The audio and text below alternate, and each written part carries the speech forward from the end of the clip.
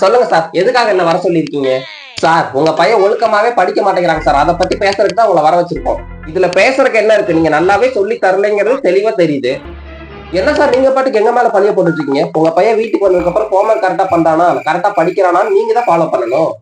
என் பரம்பரையில யாருமே கரெக்டா படிக்கிறீங்கிறதுக்காக தான் நீங்க எவ்வளவு ஃபீஸ் கேட்டாலும் கட்டி படிக்கிறதுக்காக இங்க அனுப்புறோம். அப்புறம் இங்க படிக்கிறத விட்டு போட்டு வீட்டுக்கு வந்து தான் படிக்கணும்னா அப்புறம் இந்த பள்ளிக்கூடம் எதுக்கு, நீங்க எதுக்கு நான் ஃபீஸ் கட்டணும்?